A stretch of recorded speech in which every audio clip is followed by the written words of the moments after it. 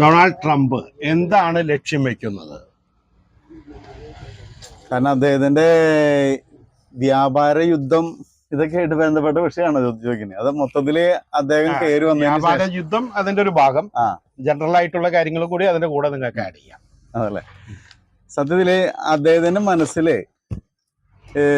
ശരിക്കുള്ളത് ഈ ലോകത്തിലെ ഒരു ചക്രവർത്തി, രാജാതിരാജൻ എന്ന രീതിയിൽ ഒരു ആളായിട്ട് മാറാനാണ് ട്രംപ് ഉദ്ദേശിക്കുന്നത്. ശരിക്ക്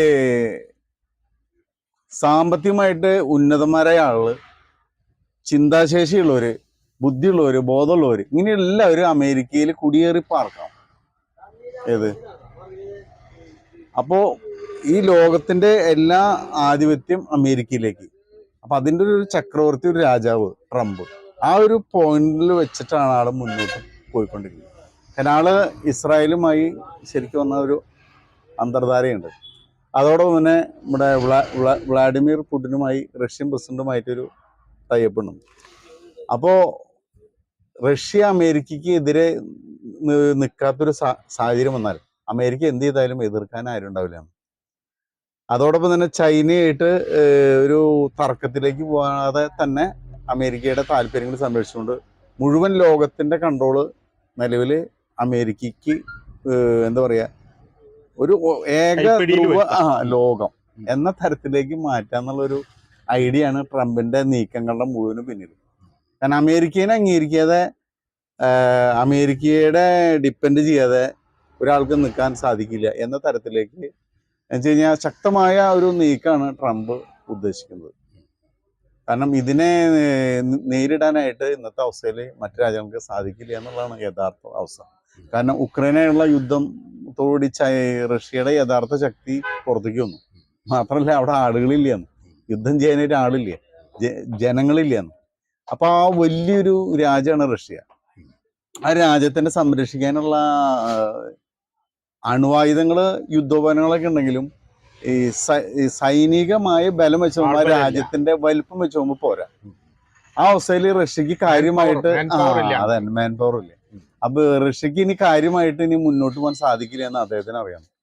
പിന്നെയുള്ള ഒരു ചൈനയാണ് ഒരു ഭീഷണിയുള്ളത്. ചൈന എന്ന് പറഞ്ഞ ഒരു 10-20 വർഷം കഴിഞ്ഞാൽ അതിന് മുകളിലേക്കല്ല കുതിക്കുകയാണ്. കാരണം അവിടെയും ജനസംഖ്യ കുറഞ്ഞു വരിക. അവിടെ ഭൂരിപക്ഷം വരുന്ന ജനങ്ങളുടെ എണ്ണം കുറഞ്ഞ് പ്രായമുള്ളവരുടെ എണ്ണമാണ് കൂടിക്കൊണ്ടിരിക്കുന്നത്. അപ്പൊ 25-30 വർഷം കഴിഞ്ഞ് കഴിഞ്ഞാൽ ചൈന ഒരു പക്ഷേ ഈ കുതിപ്പ് ഉണ്ടാവണമെന്നില്ല.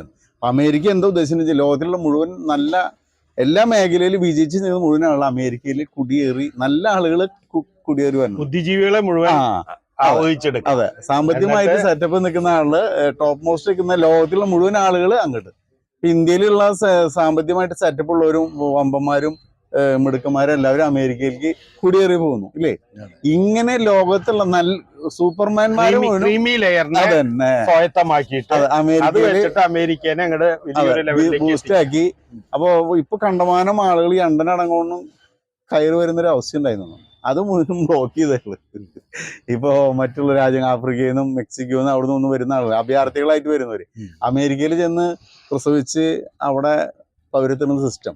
അപ്പൊ ആള് ഈ അമേരിക്ക ഒന്നാം സ്ഥാനം അമേരിക്ക.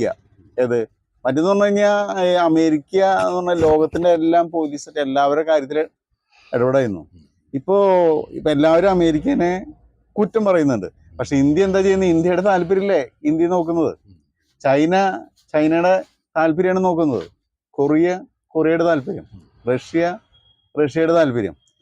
മ്യാൻമാറില് നമ്മുടെ ബർമയില്ലേ, പഴയ മ്യാൻമാർ, അവിടുത്തെ ഏകാധിപത്യ ഭരണാധികാരി അവരുടെ താല്പര്യം നോക്കുന്നത്. ഓരോ രാജ്യം അവരുടെ താല്പര്യം നോക്കുന്നത് അല്ലെ. അതുപോലെ ട്രംപിന്റെ താല്പര്യം നോക്കുന്നു, ഇറാന്റെ താല്പര്യം നോക്കുന്നു, പാകിസ്ഥാന്റെ താല്പര്യം നോക്കുന്നു. ഓരോ രാജ്യങ്ങളും അവരുടെ താല്പര്യം നോക്കുന്നത്. അതുപോലെ അമേരിക്കയുടെ താല്പര്യം നോക്കണം. ഫസ്റ്റ് അമേരിക്ക എന്ന ലെവലിൽ ലോകത്തിന്റെ കാര്യങ്ങളിൽ ഇതൊന്നല്ല. നമ്മൾ പവറായി, നമ്മുടെ കയ്യിൽ കംപ്ലീറ്റ് വന്നാൽ നമ്മളെല്ലാവരും ഡിപ്പെൻഡ് ചെയ്യും. ലോകത്തിലുള്ള മുഴുവൻ ആളും അവരെ അംഗീകരിക്കുന്ന അവസ്ഥയിലേക്ക്. അപ്പൊ ടോപ്പ് മോസ്റ്റ് ആളുകളെ മുഴുവനും അവിടേക്ക് എത്തിക്കുക. അപ്പൊ അവര് വിചാരിച്ച പോലെ ലോകം മുഴുവൻ തിരിയണം. അങ്ങനെ ലോകത്തിന്റെ ഒരു ചക്രവർത്തി, ഒരു രാജാവ് എന്ന തരത്തിലാണ് ട്രംപ് ഉദ്ദേശിക്കുന്നതെന്നാണ് എനിക്ക് മനസ്സിലായിട്ടുള്ളത്. കേട്ടു വന്നപ്പോ എന്താ തോന്നി? അത് തന്നെയാണ്.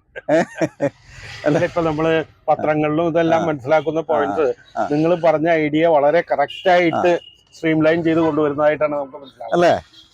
അപ്പൊ ആള് നോക്കിനി എതിരാളികൾ ഇല്ല എന്നുള്ള ഒരു തോന്നലുണ്ടെന്ന്. കാരണം ഇസ്രായേല് അമേരിക്ക ഒറ്റക്കെട്ടായിട്ട് നിൽക്കുന്നു. അപ്പൊ യൂറോപ്പിനാണെങ്കിൽ റഷ്യ അവിടെ ഒരു നിൽക്കുമ്പോൾ യൂറോപ്പിന് കാര്യമായിട്ട് എന്ത് ചെയ്യാൻ പറ്റില്ല.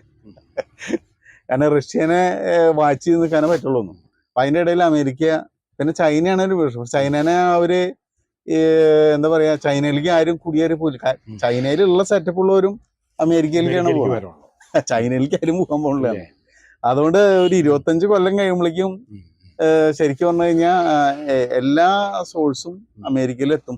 സമാധാനമായിട്ട് ശാന്തമായിട്ട് സുഖമായിട്ട് ജീവിക്കണമെങ്കിൽ നിങ്ങൾ എല്ലാവരും അമേരിക്കയിൽ എത്തേണ്ടി വരും എന്നുള്ള രീതിയിലേക്കാണ് കാര്യങ്ങളുടെ പോക്ക്, ലോകത്തിലെ മുഴുവൻ അവസ്ഥ വെച്ചിട്ട്. അപ്പൊ ഇത് മുന്നിൽ കണ്ടുകൊണ്ടാണ് ട്രംപ് ഒരു ബിസിനസ്സുകാരനാണ്, വളരെ മുൻകൂട്ടി പ്ലാൻ ചെയ്യാണ്. ഇനി അടുത്ത പ്രസിഡന്റ് വരുമ്പോ ഈ മാതൃക പിന്തുടരുമെന്ന് അറിയില്ല, അത് വേറെ വിഷയം. അല്ല, പക്ഷെ അങ്ങോട്ട് ഈ ലക്ഷ്യത്തിന്റെ പുറകിലേ ഇനി ഇയാളുടെ ആ സ്ഥാനം ആർക്കും കൈയൊഴിഞ്ഞു കൊടുക്കാണ്ട് പുള്ളിക്ക് തന്നെ എല്ലാ പുള്ളിയുടെ ഉദ്ദേശിക്കുന്ന രീതിയിൽ തന്നെ മുന്നോട്ട് പോയി ഭരണം മറ്റേ ബൈഡനോ ഗീഡനോ ഒന്നും ഇനി ചാടി വരാതിരിക്കാവുന്ന രീതിയിലേക്ക് വരുത്തുക എന്നൊരു ലക്ഷ്യം കൂടി ഇതിന്റെ പുറകിലാണ്. പറയാൻ പറ്റില്ല, ആള് അങ്ങനെയൊക്കെ ചെയ്യും. കാരണം ആള് ശരിക്കും പറഞ്ഞു കഴിഞ്ഞാൽ ഒരു നമ്മുടെ ഇന്ത്യൻ പ്രധാനമന്ത്രിയാണല്ലോ, ഇന്ത്യനെ സ്നേഹിക്കുന്നു, ഇന്ത്യ എന്നുള്ളൊരു ഇന്ത്യന് താല്പര്യത്തിന് വേണ്ടി ആൾ എന്തും ചെയ്യാന്നുള്ള ചോടാണല്ലോ. എന്ന് പറഞ്ഞ പോലെ അമേരിക്കയ്ക്ക് വേണ്ടി എന്തും ചെയ്യാം. അമേരിക്കക്കാരുടെ ആധിപത്യത്തില് മാത്രം ലോകം പോണം എന്നുള്ളത്. അപ്പൊ അങ്ങനത്തെ അതിനുള്ള സ്റ്റെപ്പാണ് ചെയ്തുകൊണ്ടിരിക്കുന്നത്. അതുകൊണ്ട് അദ്ദേഹം എടുക്കുന്ന തീരുമാനങ്ങള് താൽക്കാലികമായിട്ടുള്ള ഒരു ലക്ഷ്യം വെച്ചിട്ടല്ലാന്ന്. കാരണം ഒരു കച്ചവടക്കാരനാണ്, ബിസിനസ്സുകാരനാണ്. അപ്പൊ എല്ലാവിധ ബഹുമുഖ തന്ത്രത്തിലൂടെ പണ്ടെന്ന് പറഞ്ഞാൽ യുദ്ധം നടത്തിയ ലോക രാഷ്ട്രങ്ങളെ കീഴ്പ്പെടുന്ന ഒരു സിസ്റ്റം ആയിരുന്നല്ലോ.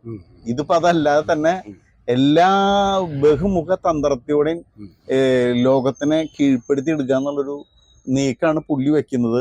ഇനി അടുത്ത അമേരിക്കൻ പ്രസിഡന്റ് വരുമ്പോ ഈ നയം തുടരുമെന്നുള്ളത് നമുക്ക് അറിയാൻ പറ്റില്ല. എന്തായാലും ട്രംപിന്റെ ടാർഗറ്റ് അതാണ്. ഇനി അടുത്ത എന്നാണ് എനിക്ക് ട്രംപിന്റെ ഈ വ്യാപാര യുദ്ധം ഇതൊക്കെ ഇതിപ്പോ കാനഡ എന്ന രാജ്യമാണ്. കാനഡ ആയിട്ടും മെക്സിക്കോ ആയിട്ടൊക്കെ അയാള് കാരണമൊന്നുമില്ല, ഇവരെ കംപ്ലീറ്റ് അണ്ടറിലാക്കുന്നുള്ള പുള്ളിയുടെ 100% ആള് പറഞ്ഞനുസരിച്ച് പോണ സുപ്രീമസി എല്ലായിടത്തും ഉണ്ടാവണം, ലോകം മുഴുവനും അതിലേക്ക് എത്തിക്കണം. അതൊരു ലക്ഷ്യമാണ് ആൾ ഉദ്ദേശിച്ചത്. അതിനുവേണ്ടി എന്നാണ് എനിക്ക് തോന്നുന്നത്.